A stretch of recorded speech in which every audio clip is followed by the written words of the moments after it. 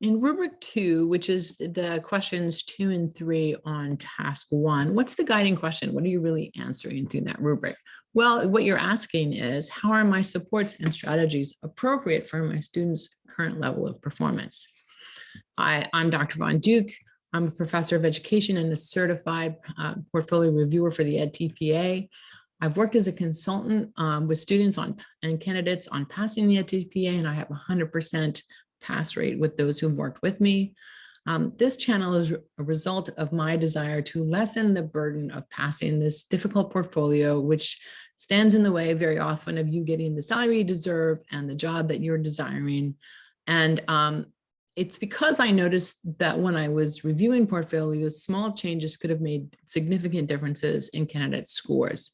So I share those with you here, not only to know what those differences would be, how to be strategic, as well as to understand what the questions are really asking you. I share this information freely and publicly on this channel, but I also offer courses that have graphic organizers and step-by-step instructions, and I have consulting, which I can talk about at the end of this vlog, and you'll see links below for those things. Now, one of the things that you should know moving forward is that you can get your you can get your documents from the EdTPA website. I'm just pulling up my screen here and stuttering because I'm pausing on that. So it's $300 to sign up. You have 18 months to either turn in your portfolio or get your refund. So if you're not interested in putting out that $300 just yet, go to your education preparation program, whether you're an alumni or still there. Very often they have the official documents, and oftentimes you can just put in EdTPA official documents or PDF or planning commentary, you can name it. So this one would be the planning commentary PDF, and do a search, and somebody might have it available that's not behind a password wall. There's also a link there to frequently asked questions and expected score report dates. Now, this quick and dirty lesson is about rubric 2, which is task 1, questions 2 and 3 on your planning commentary. Rubric 2 relates strongly to other rubrics because it asks you to define and provide evidence for your students' strengths and needs, interests as well, but especially strengths and needs. And an awareness of this applies to rubrics 3, 6, 9, 10, 11, 12, 13, 15, a bunch of them. Now, of course, those rubrics are asking you to use that information in a more nuanced way. There's a slightly different aim in the question, but having that as a base foundation will be important. So it's worth your while to do that well here. So the first thing I want you to do is stop and gather evidence of needs and strengths of your student. So primarily you're going to look at the baseline assessment. Now, the funny thing about the baseline assessment is you would be submitting a blank one as your artifacts for task 1 and a filled in one as your artifacts for task 3, but you're actually needing it not only to write your lesson plans, as you see in my pre-rubric course, but also you need it as evidence in this task, especially for rubric 2. It's the preferred evidence of EdTPA, even though they give you other options. Other ways to gather evidence, if you don't have that available, would be prior lesson worksheets, where you circle prerequisite skills or skills that they already do well related to your lessons. You might remember seeing that student do things, and you can sit down and construct yourself a field note where you write down everything that you observed and highlight that, and that can become part of your evidence. Other forms of assessment that you could use might include a reading test or a standardized test or the end of a unit test. Whatever's listed on the IEP as a need would be there. And then in my pre-rubric course, I asked you to interview the student and find out about their cultural and personal assets. Do they have some experience there that you could draw on as a strength that directly relates to the learning goal? So you can stop the video now and go ahead and gather that evidence, and then we're going to talk about what to do with it once you've gathered it. So then I have this linkage here that I want you to note, that you're always in some way connecting from the student, some specific attribute of the student, to a specifically named support or scaffold to a learning objective. So those 3 components are always there at a level 3 or 4 score. Note that I use the word scaffold, strategy, or connect when I'm talking about a student's strength or interest, and I use support when I'm talking about a need. That's not language that you necessarily have to follow. I just tend to drop it in those two ways there, so it's a little bit less confusing when I'm talking about a strength or a need. So now that you've gathered the baseline and perhaps other artifacts, look for what your student does well, especially including the prerequisite skills. So what's a strength? Circle it, mark it, note, what is it a strength and what kind of strength is it? What does that ability to do that say? So for instance, your students got question 1 through 5 correct on the baseline, and question 1 through 5 dealt with being able to recognize consonant sounds. So naming the strength, recognize consonant sounds is what you would want to do with that artifact. And then how can you increase challenge? So supposing your baseline test skills that you're going to be teaching, and your student misses most of the skills, but there's some that they do very well. Well, how can you increase the challenge on those skills? Jot yourself some notes now as you brainstorm about that. The thing is, when you're writing lesson plans or testing the student, we're usually thinking about deficits, right? What does the student need to learn versus what do they already know? So very often when candidates are writing on the TPA, they fail to really define well a student's strengths, or they just might see the word strength in the question and sort of mention it in passing, but they don't say specifically what it is or give evidence of it. So this is your chance to really focus on the strengths right here. The needs come more easily, and we'll talk about that in a second. And then the third thing that you're going to do is, if you see a strength, especially a prerequisite strength, but any strength, how can you connect to that strength in order to teach a new skill? So how can you scaffold from that over to the skill you're trying to teach? And I'll give examples later on in this video. Then you're also going to look for what the student struggles with or their academic need. So that can be a prerequisite skill or a skill in the baseline. And then again, in your lesson plans, you've probably already written this, how to support the student to achieve the learning objective, given that area of need, and consider your support strategies, tasks, and materials. So your lesson plans might not have sort of looked at all those areas, but look at your lesson plans now and ask yourself, I might have provided verbal or physical support. I might have provided a strategy verbally, for instance. I might have have thought of one, but didn't write it in my lesson plans. Maybe there's something about my materials or tasks that will support the student. And then I just want to point out that in rubric 3, you're going to describe theoretical justification for the supports and strategies that you've used. So while you're thinking about and brainstorming on those and reviewing your lesson plans on those, go to scholar.google and put in a search. So put the lesson that you're trying to teach, the grade level, and the support or strategy, and see what pops up. Other ideas will come up there that you can use. Be aware that the TPA police are not going to come after you if you didn't actually read the article. Very often these articles are behind paywalls and you don't want to pay for a bunch of articles. So you can usually find the abstract. If the title is pretty relevant to what you're teaching, that's going to be considered solid evidence. And if you can pull a quote from the abstract, even better. Additionally, you can make it up because nobody's going to go back and check these. Well, they might. Probably making it up isn't a great idea. It's not going to lose you points in this particular area, but it might drop your credibility. So I would just say, go ahead and try to find a relevant quote in the abstract that you can draw upon. Make sure you cite carefully, put the year and the author. You don't have to put a page number, obviously, for an abstract. And then you also want to put the reference. Now, if the reference isn't obviously there on their Scholar Google page, you can go to WorldCat, C-A-T, all one word, worldcat.org, and put in the title, and then you can ask it for a citation in whatever form you like. You don't get points for providing the reference itself. However, it does add more credibility to your evidence and helps you get a more solid score. So that's something I'm going to talk about again in rubric 3, but I want to mention it here while you're doing this searching. Okay, so how is rubric 2 organized on the commentary? So rubric 2 is not organized on the commentary the way it's organized on the rubric. So you're given the student special education handbook, you're told to work off the rubric. which you may or may not choose to do. But if you're concerned about how to check if you're going to get a level 3 or a level 4, you need to understand how the questions interact with the rubric levels. So the question 2 on 2A, so the first part of 2A is needed for a score of 2 on the rubric. And that's where it's asked about prior learning. And again, the baseline is enough to put in there.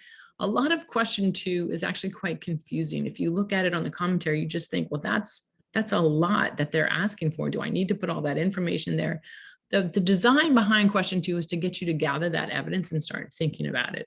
But I've already done that by asking you to gather the artifacts and brainstorm notes on those artifacts. I believe that's more effective and direct to getting at the evidence that you're looking for than trying to write this long narrative and sort of gather from your head all of this information. And also question 2 is not really looked at by the reviewer. It's really not until you get to 3A or B, depending on how you answered, that the reviewer is going to start scoring you. So if you can't score at a level 3 or 4, then you want to answer 2A carefully and provide a lot of documentation narrative there as much as you can. Not a ton, but enough. Basically, the reviewer is going to look at your artifacts, your lesson plans, what you've planned, what you say the student can perform at, and they're just going to sort of assess, are these reasonable plans? If you specify that how they're reasonable, that's even better. You're not basing your score just on the reviewer's judgment, which may or may not catch what you've done there. So explaining how will be important. However, unlike most other rubrics where you have to have a previous level in order to get the next higher up level, that's not necessarily true in the case of rubric 2. If you answer level 3 or 4 well, then 2 can sort of drop off a little bit, especially since if you're going off the baseline, you're already looking at prior learning. All right. 3A asks you to describe how you're meeting the student's needs, strengths, and interests. Now, for a score of 3, you only need to talk about needs or strengths. You don't have to talk about both of those. And then 3B asks you to explain how you provide challenge. And you have to provide evidence of that challenge as well. And you have to relate that challenge to the student's needs, strengths, and interests. That's what it says on the rubric. So that's how those 2 questions are related. And depending on if you want a 3 or a 4, you will answer accordingly. Now, strategically, if you got all T's, that really doesn't work. All 2s on your task, you would not meet your cutoff score for your state. And if you got all 3s on your tasks, you would usually overshoot that score by 5, 6, 7, 8 points, depending on your state.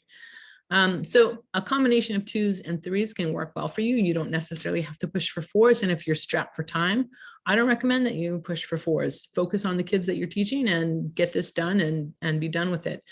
As I've said before, the EdTPA is a measure of a field-ready novice, not how excellent your teaching is. So it's no measure of the excellence of your teaching. However, task 1 is the place where you have the most control and where you can most lay in a bank of points for later tasks. So if you can get a 4 here, it's a good idea. And I'm going to tell you how. And then a 5 is on the rubric. At a level 5, it asks what plans you have that call for engaging the focused learner and self-managing the plan supports. But you'll notice here that there's no place for that on the commentary. So if you went to the rubric, you'd see that, but you'd see no place to put it. So you have to add it in. You have at the level 3B, you would add in your answer an extra paragraph where you talk about that if you were shooting for a 5. Again, watch my video on why you'll never get all 5s, but in task 1, it's a good idea to try to get a 5. Okay, question 3, C, and D on the commentary do not relate to rubric 2, they relate to rubric 3. So I'm going to talk about them in the next quick and dirty video and in my next course. It doesn't relate to rubric 2. Okay, so in brief on the rubric, the way it's designed is a level 1 means you've answered the question, but you've answered something wrong in some way. It's not, your lesson plans or supports aren't developmentally appropriate. You missed something on the IEP, you've missed the learning goal, something like that, but you've answered. So you can get a 1. Everybody's going to get a 1 unless you have nothing there. And even then, I don't even know if they can give you a score of 0. I believe they can, but if you put something down, you'll get a 1. It won't pass. A 2, which can be good for a passing score, means that the reviewer, as I said, is going to see if your baseline and prior learning from artifacts match the lesson plans that you've expressed. You have to explain this in order to ensure that you're going to get this. You can't leave it blank, obviously, and the reviewer, you don't want to just bank on them noticing what you want them to notice. You want to say it. At a level 3, you're talking about the student's academic need or strength, and this can be confused. It doesn't matter if you express something as a need or a strength, just pick one, and then you provide evidence for that thing, and then how your support helps the student get the learning objective. Be aware that needs or strengths, not compliance with behavioral issues, should be the focus. So the focus is on academics. So you might have a student with even profound special needs, but they're trying to learn a specific task, a specific life skill, for instance. That's what you would want to focus on, not behavioral issues. And then at a level 4, you've added evidence that this is challenging for the student, typically by comparing it to the baseline. And then you've talked about how your supports meet the student at their needs and at their strength, and maybe at their interests, although that's not really as important. And then 5 adds that plan for self-managed supports. So here's an example of how you might write it up. And here's my outline of what I just said there in terms of what you need to have for a 4 on the rubric. I give a proof of the challenge. So I talked about their current performance level and then the challenge level, and I've underlined that so you can find that in my text. And then in blue, I give proof of the strength and or needs, in this case, strengths, and so that you can find that. I give my support or strategy in italics. I remind the reviewer and you of the learning objective, and then I add that important how component. The reason why is the commentary asks you, let me see, I talk about this, no. So the commentary asks you to explain how to describe how something happens. The rubric will say, plans provide appropriate levels of support. Well, plans is not a human being. There's no subject there. It's a passive construction. And so if you went off the rubric to understand how to answer the question, you would think that, well, it's evident. Look, my plans are there. They are appropriate. The reviewer is going to see it done, right? Maybe I'll say, here's the plans. Boom. But if you don't say how, if you don't describe how those plans are appropriate, you're not going to score that point. And that happens all the time. And it's not fair to the candidate. This is you're told to look to the rubric, and then there's this ambiguity with the commentary. So here's how I would write this up if I was describing a strength. The student, let's say it's an early elementary student, and it can be a literary portfolio, or it can be a literary lesson on a special education portfolio. The student is challenged to read CVC words, so consonant, vowel, consonant words, for those of you who teach older kids, scoring 1 out of 5 on the baseline. So they're not scoring well in reading their grade level word list. So that shows that their performance level is underneath the challenge level of the task that you're teaching them. The student has a strength in the prerequisite skill of letter recognition. My evidence for this is that on the baseline data, the student scored 4 out of 5 on the consonant recognition. So questions 1 through 5. So there's some pre-skills on the baseline that they need for the skills taught in the lessons. To capitalize on my student's strength, we practice reading new words that had the letter sounds that the student already recognized, which helped the student read more of the words for the objective. Now, that does tell you what support I provided, or connecting strategy. It doesn't really explain how that worked, although it sort of hints at it, that it helped them get more, but that doesn't say how it helped them get more. So then I put the objective there to finish that linkage that I talked about. That's so important. So in learning objective 1, it's reading a short list of consonant, vowel, consonant words. And here's the important part. By using the letters he recognized as part of his new reading, the burden of sounding out the letters to read the word was reduced for the student. So let me talk about this how a little bit. In what ways did your scaffolding or support reduce the burden of learning for your student? How did you hold some of the cognitive material in hand while the student struggled with another part? How did you reduce their struggle through a series of steps? What did you do to reduce the burden? Saying what you think you did is more important than saying accurately what happened. So I want to encourage you to do this without fear. You don't have to have an exact understanding of how this worked cognitively for your student, but you have to make this effort to explain how as best you can. And it should be, believable without necessarily being entirely precise. The document will tell you that the evidence of challenge can include all these other ways of providing evidence, and I suggest you use those if for some reason you don't have a baseline. But if you have a baseline, use the baseline first, and then you might add a second one if you feel like you need a bit more evidence.